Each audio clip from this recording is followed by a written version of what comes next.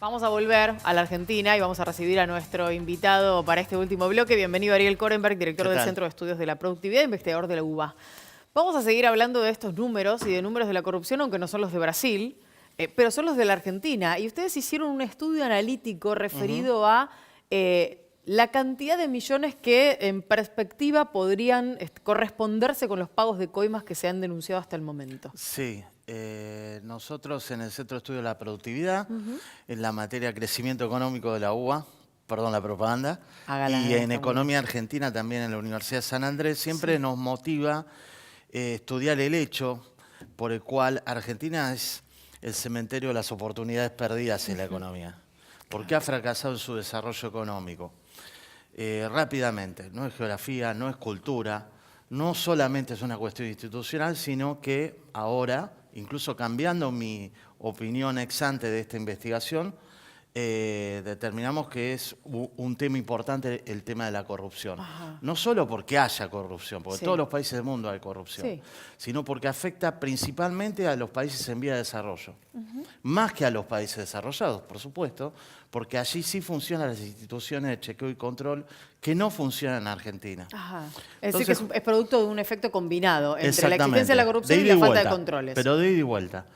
Entonces, quisimos de alguna manera tener idea de esa magnitud, porque siempre, en mi caso, pensaba ex ante que la corrupción tenía un efecto microeconómico de eficiencia sobre el sistema económico, que no es menor, pero nunca que tomaba esta anécdota de los presidentes, los funcionarios, una magnitud macroeconómica importante. Junto con Martín Grandes, también de CONICET, y miembro del Centro de Estudios, bueno, tratamos de aproximar potencialmente cuánto habría sido, tomando en cuenta la evidencia reciente de los arrepentidos. No la evidencia mediática, sino lo declarado estrictamente lo que está dentro del juzgado en la justicia y que se ha revelado a nivel público. Aplicando un 15% de margen de soborno sobre la inversión pública. Y un 5%, que fue lo reciente, que declaró Roggio, sobre los subsidios, exclusivamente, porque hay más, de energía y transporte, llegamos a lo que hoy sería, a precios de hoy, 7% de producto acumulado entre el 2004 y el 2015. El déficit, un poco más.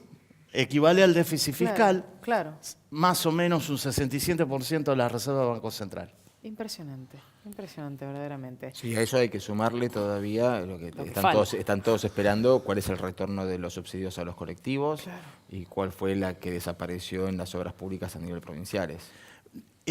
No, vos sabés que justo lo que vos mencionás, yo quería mencionar otros casos que no tienen que ver con obras públicas. Perdón, y las cajas de seguridad social y las obras sociales, el manejo de las obras sociales. Ahí abriste otro. Pero en este número de inversión pública, vos, valga la paradoja, sacando el tema de soborno, lo más difícil para compilar, por la experiencia que tuve de medir el producto, para poder medir en la década pasada la cuestión de la competitividad en Argentina, sin medir bien el PBI, crecimiento.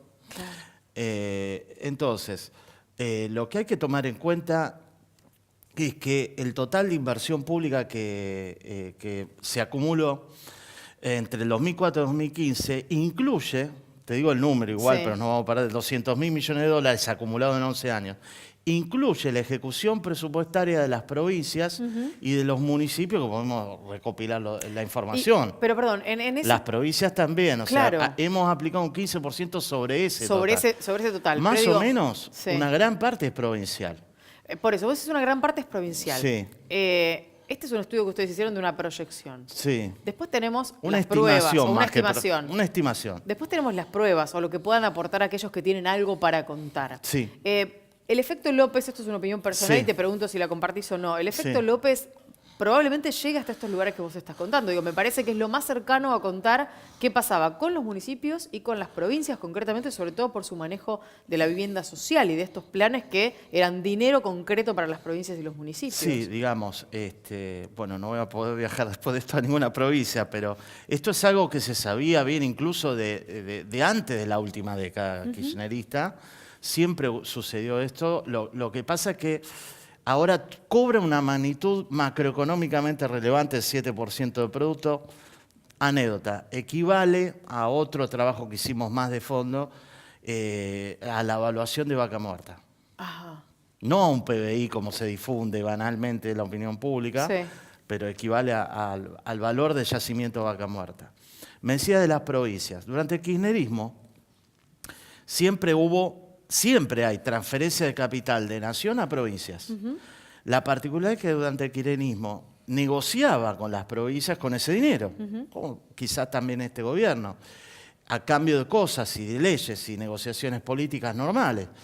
Pero cuando estaba peleado con algunos de los gobernadores, específicamente provincia de Buenos Aires, empezó a aparecer también la gestión municipal de la inversión pública, en forma directa entre nación y municipio. 2013, de tal manera que 2012, 2013 en adelante. Claro, de tal manera de que un porcentaje importante de este total que acabo de mencionar también implica municipios, no solo a las provincias. Debe haber más de uno. O sea que tenés con quien hable, ejecución directa nacional de esta inversión pública, pero también la ejecución provincial y de municipios con presupuesto nacional, pero también con el presupuesto propio. Te hago la última pregunta por mi parte. ¿Se puede utilizar como aporte este estudio que ustedes hicieron para una proyección o algo que pueda analizar la justicia en el contexto de lo que se está viendo?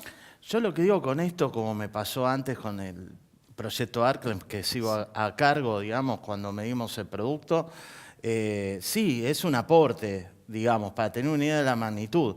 Ahora bien, acá lo que ha fallado son las instituciones de chequeo y control, además del sistema de justicia, del cual no soy experto, no soy abogado, soy economista. Pero el tema de las reglas y las leyes tiene un efecto predominante sobre la economía. Y si no funcionan, es que puede esta corrupción tomar esta magnitud macroeconómica que en otros países no ha tomado.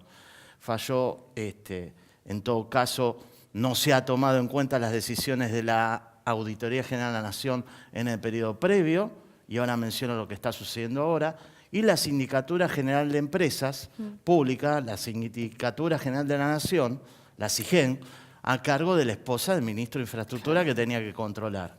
Entonces, además del debate, bueno, cuánto es, puede volver, fueron las provincias, ¿qué vamos a hacer con eso? Con las instituciones de chequeo y control. ¿Por qué están en manos de los partidos políticos? Nos queda para una próxima charla. Muchísimas gracias por haber venido, Ariel. Un placer tenerte aquí.